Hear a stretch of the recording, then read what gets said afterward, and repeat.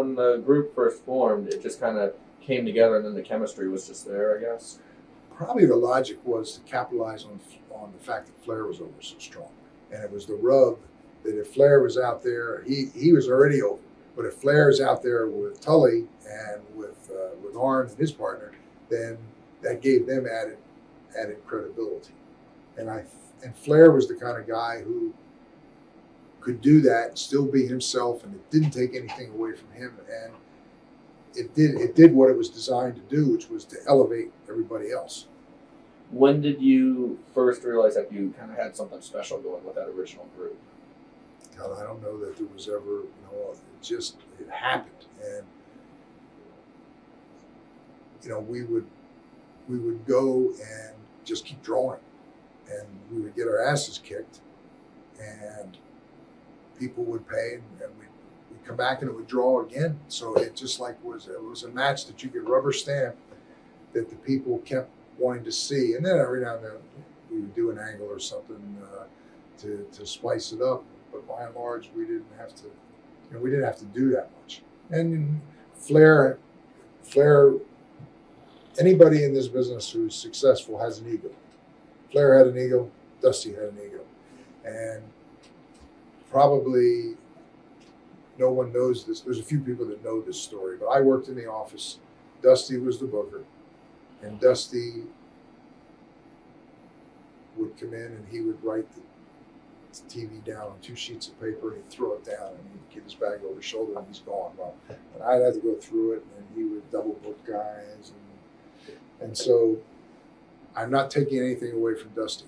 Dusty was very good at what he did, and you needed Dusty's presence and strong personality to be in that role.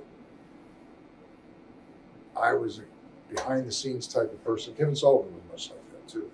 What we did was make Dusty look as good as he could possibly look, and then some. And we weren't about wanting to get credit for what we did. Because we were just happy to be in the business and happy to have that spot that we did. And so I was with Dusty for a long time, and I owe a lot to him for giving me that opportunity. But I also know that I helped Dusty in a lot of ways that maybe he's not even aware of.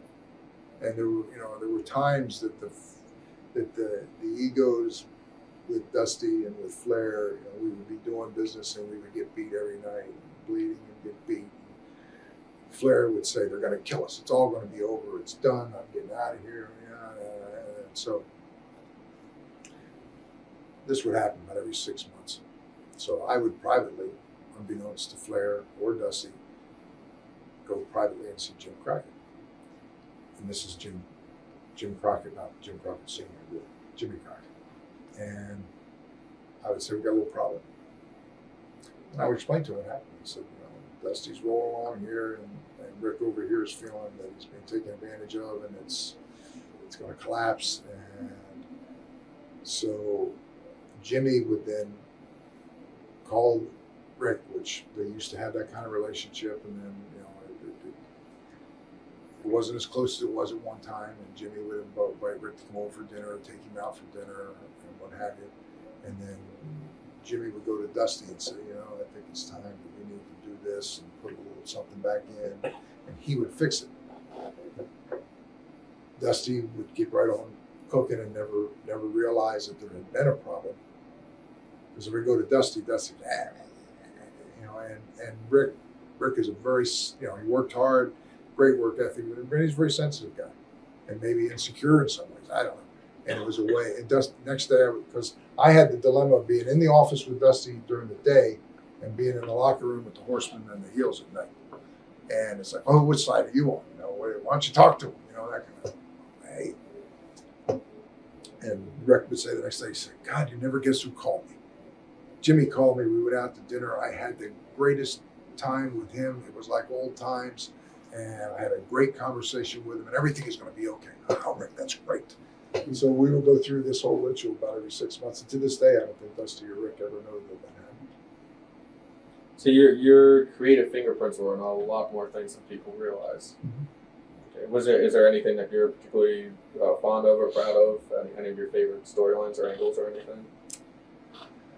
No, it just, I was a student of the business all my life and worked hard. And, you know, Dusty would pick his shots. He didn't work every night. I was working every day and every night. And I'm 60 years old. I've been married 3 times. The last time was after I retired. And I'm blessed with 10-year-old twins. I got an 8-year-old, and it's a family that wouldn't have worked before because the wrestling business is very, very demanding. And so there was a lot of things that I lost because of my passion for the business.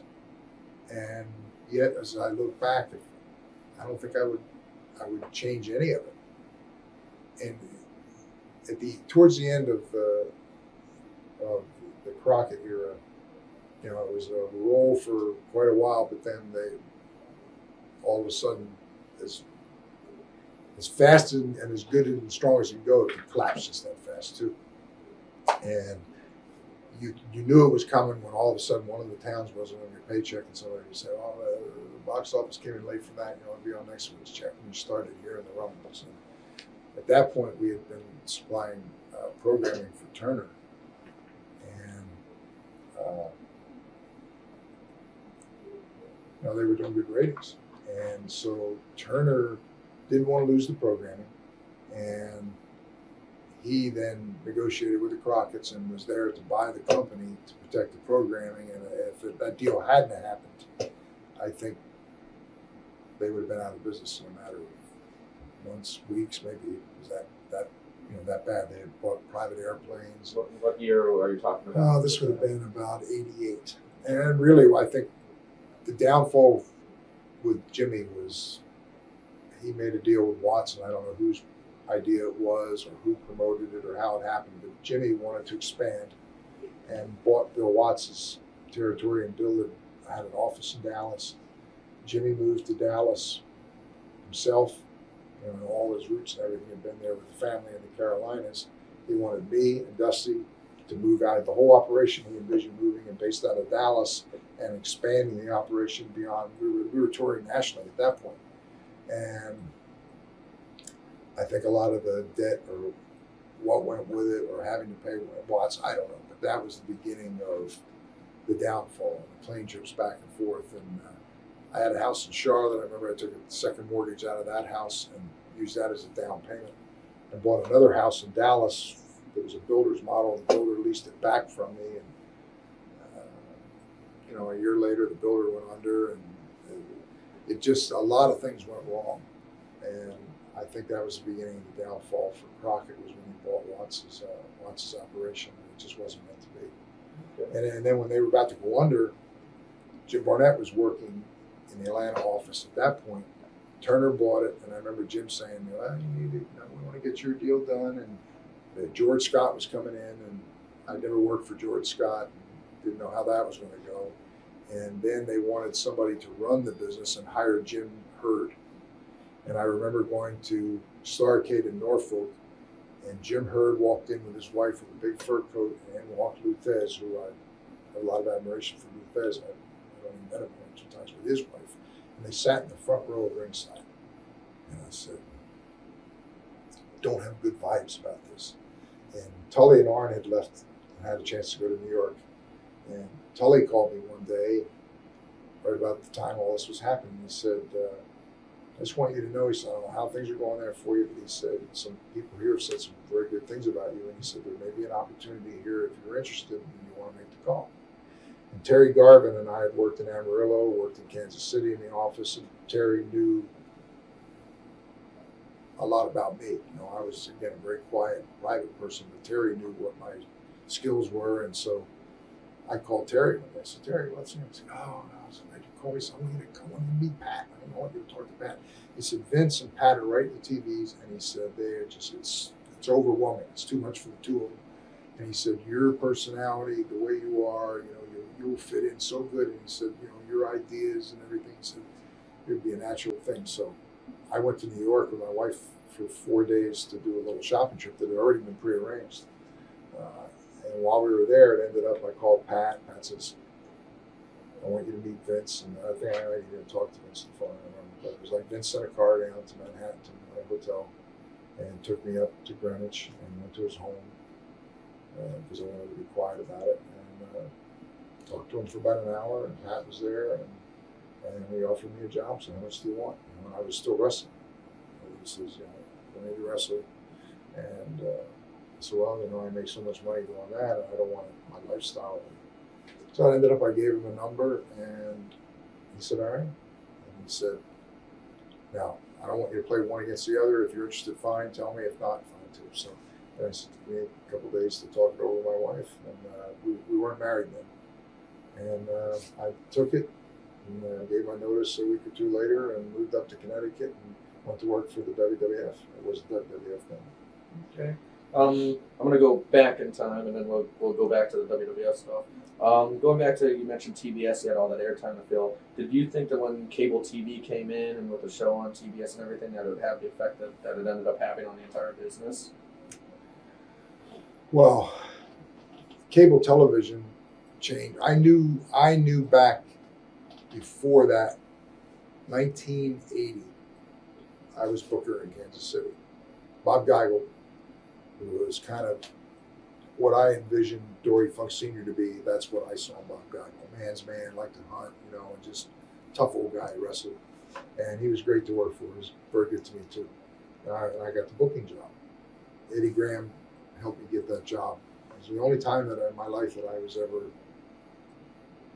not sure where I was going to work next. I finished somewhere, went to Japan, went to Calgary for 1 week because I always wanted to go to. I always wanted to meet Don Owens. I always wanted to meet Stu Hart. All the and work all the arenas. And I did. I worked all the. Of the major arenas, the only ones that I never got to was the Olympia in LA. I never got to the amphitheater in Chicago.